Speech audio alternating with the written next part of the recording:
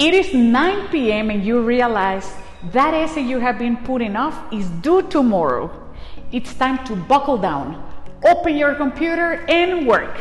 But suddenly you decide to check your phone, social media, or a video.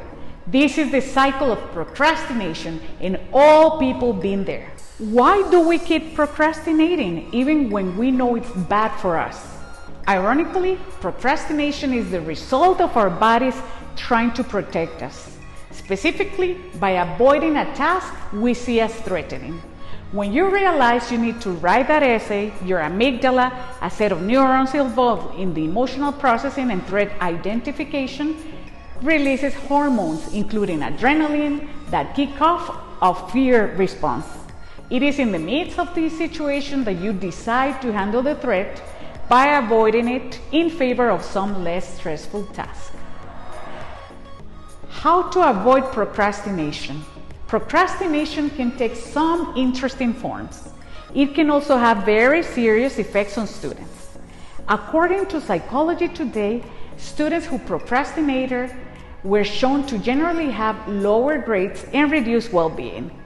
Here are some recommendations to work on your procrastination. Number 1, admit that you're procrastinating. Some students procrastinate because they have a fear of failure. But the simple truth is that unless you acknowledge that you aren't being as productive as you need to be, you may not see any improvements in your time management skills. Number 2, pick a good study location. Choose a place where you don't do any other activities, like napping or watching TV. Number 3, reward yourself.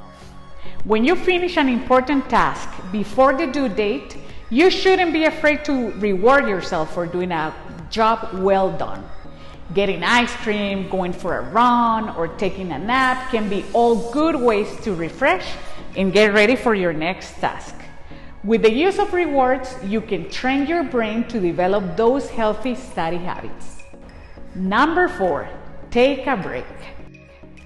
Although it seems backwards, taking a break can actually boost your productivity.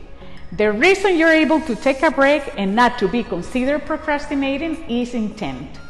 If you're intentional about your break by setting a certain amount of time to be away from your important task, it is different than just putting off the task until the last possible minute.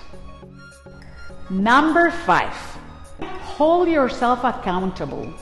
Holding yourself accountable for completing your assignments on time, studying for tests, and getting good grades is not only an important survival skill for high school and college, it is another tip to avoid procrastination.